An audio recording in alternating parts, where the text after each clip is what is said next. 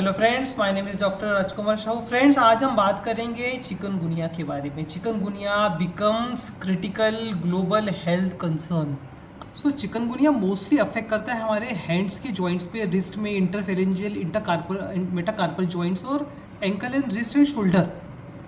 But इसका incubation period मात्र 3 to 7 days है। जो डिजीज़ का इंक्यूबेशन पीरियड सिर्फ 6 दिन है, 7 दिन है, how it become affect 9 month, 10 month, year. Friends, chikungunya are very basic simple viral disease. यह जो एक्यूट डिजीज़ है, हाँ, ये नॉर्मली हमारा बॉडी उसको 6 to 7 डेज में बॉडी हमारा फ्लश कर देता है, बाहर निकाल देता है।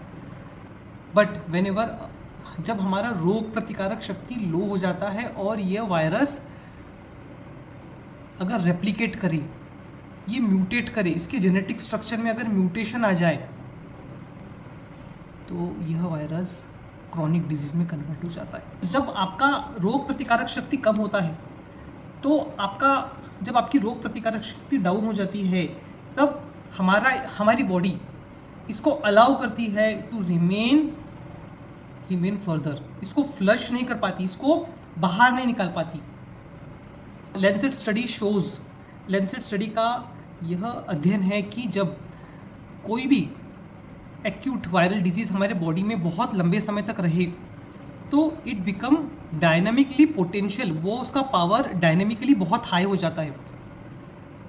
हमारे बॉडी में ब्रेन, नर्वस सिस्टम के बाद बहुत अगर कोई कॉम्प्लेक्स और जटिल प्रक्रिया है तो वो है हमारा इम्यून सिस्टम। हमारा इम्यून सिस्टम बहुत एडवांस है। हमको डिजीज़ को समझने के लिए हमको हमारा रोग प्रतिकारक शक्ति को समझना पड़ेगा। जैसे हमारे सेना में सोल्जर्स होते हैं, कैप्टन्स होते हैं, हायर इंटेलिजेंस सिस्टम होता है, सुसाइडल वेपन्स होते हैं, बहुत उन्नत वेपन्स होते हैं। उसी तरह हमारे बॉडी में भी बहुत हाई एडवांस इम्यून सिस्टम है, जैसे कि T cells, B cells, lymphocytes, macrophages. जब एक सिस्टम फेल हो जाता है तो दूसरा सिस्टम उसकी जगह ले लेता है। जब इतना एडवांस उन्नत आपके पास इम्यून सिस्टम है तो यह वायरल डिजीज़ जो मात्र जिसका प्रोडर्मल पीरियड 3 to 7 डेज है, how it survive in our body 2 months और years and we are become helpless. Corona में की त्रासदी हम लोग ने देखी है। कोरोना के वैक्सीन्स हमने लिए हैं, उसके साइड इफ़ेक्ट्स हमने देखे हैं। क्या हर वायरल डिजीज़ के हमको वैक्सीन्स तैयार करने पड़ेंगे? आने वाले समय में यह वायरल डिजीज़ ब्रेन में अटैक करेगा, इंसेफेलाइटिस होगा, लिवर में अटैक करेगा, हेपेटाइटिस होगा, हो सकता मल्टी ऑर्गन फेलियर में भी जाए। सो क्या हम लोग को वैक्सीन तैयार करने के प्रोसेस में, डेवलप करने के स्टेजेस में हम रहेंगे? वैक्सीन्स सिर्फ पर्टिकुलर इम्यूनिटी बढ़ाते हैं, बट वो जनरल इम्यूनिटी कम करते हैं। वायरल डिजीज वैक्सीन्स आपके कोरोना की इम्यूनिटी को बढ़ा देगा, बट वो आपकी जनरल इम्यूनिटी कम करेगा। इट इज़ अ बेसिक फंडा, it is basic principle of every vaccines. हम इस तरह की वैक्सीन्स अगर कंटिन्यू वन आफ्टर अदर लेते रहे तो हमारा जनरल इम्यून सिस्टम वीक हो जाएगा। फ्रेंड्स, डिजीज़ को समझने के लिए आप अपने माइंड को समझिए। हमारा इम्यून सिस्टम हमारे माइंड से हमारे कंट्रोल होता है। हमारा इमोशंस, हम किस चीज़ को संवेदनशील है वो इम्पोर्टेंट है। संवेदना इम्यून सिस्टम को कम करती है। अगर आप स्कोल्डिंग से अफेक्ट होते हो, अगर आप ह्यूमिलेशन से अफेक्ट होते हो, अफेक्ट तो हर बंदा होगा ह्यूमिलेशन से, बट हर एक का अफेक्शन सेम होता है कि नहीं? कोई गिल्ट में चले जाता है, कोई सुसाइड कर लेता है। Sensitivity of every person is differ. So disease को समझना है तो इंस्टेड ऑफ अंडरस्टैंडिंग वायरोलॉजी आप इम्यूनोलॉजी को समझो। आपका इम्यून सिस्टम बहुत तज्ञ है, बहुत एडवांस है, but it has a control over mind. Mind का पूरा गवर्निंग है इम्यूनिटी के ऊपर, जेनेटिक्स का पूरा गवर्निंग है इम्यूनिटी के ऊपर, इमोशंस का पूरा गवर्निंग है इम्यूनिटी के ऊपर। So mind is responsible. Bacteria, virus हम लोग करोड़ों अरबों बैक्टीरिया वायरस से घिरे हैं। टीबी के बैक्टीरियाज तो हवा में मौजूद रहते हैं। क्या हमको हर एक बंदे को टीबी हो गया? नहीं।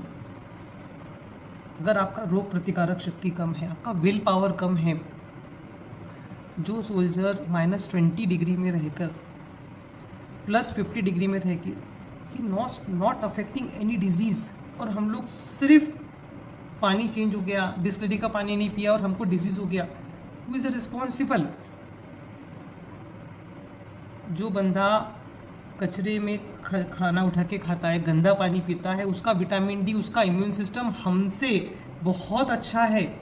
क्या विटामिन रिस्पॉन्सिबल है अच्छी इम्यूनिटी के लिए? No friends, vitamin are secondary criteria, but primary criteria is your will power, your immune system, your mind, your emotions. Understand कि किस चीज़ से आप बीमार हो रहे हो, कौन सी संवेदना आपको बीमार कर रही है, किस चीज़ से आपको ज़्यादा हर्ट होता है, आपकी लाइफ में क्या ऐसा इंसिडेंस हुआ जिसने आपकी रोग प्रतिकारक शक्ति कम कर दी, आपकी लाइफ में किस फैक्टर ने आपको बीमार किया। फ्रेंड्स, हम लोग ट्रीटमेंट की बात करेंगे। WHO का वह कहना है चिकनगुनिया के लिए हमारे पास ट्रीटमेंट है Calpol, pain killers, higher pain killers और हाइड्रेशंस। जो वायरस इतना एडवांस हो गया है, जो इतना पावरफुल हो गया है, जो इतना पोटेंट हो गया है, वो कैलपॉल लेकर ठीक हो जाएगा। Steroid are highly contraindicated in any type of viral disease, but still many patients are consuming steroids, many physicians are prescribing steroid. Is it right? No, it is absolutely wrong. Day by day मैं अपनी practice में देख रहा हूँ बहुत सारे patient mental disorders, anxiety, depression का शिकार हो रहे हैं। Friends, it is helpless state. Understand mind. Scientist Nikola Tesla has recommended, उनका कोट है, जब तक मेडिकल साइंस डिजीज़ के स्ट्रक्चर का स्टडी करता रहेगा तब तक उसकी उन्नति असंभव है। Until and unless he understand the mind, spirit and soul. Yes friends, many homeopaths not understand the homeopathy, a science, a study of psych behind a disease, a study of mental causation behind a disease. एक homeopath को अगर उसकी disease का mental और physical mental cause मिल जाए तो homeopathy has a power to raise your natural immune system. यह करेक्ट कॉन्स्टिट्यूशन डोज की ज़रूरत है। करेक्ट कॉन्स्टिट्यूशन डोज ही आपकी इम्यूनिटी बढ़ा सकता है, अदरवाइज वो आपका एक डिजीज़ को कम करके दूसरी बड़ी डिजीज़ में ढकेल देगा। सेंस ऑफ नेचुरल वेलबींग नहीं आएगा, मेंटल फ्रेशनेस नहीं आएगा।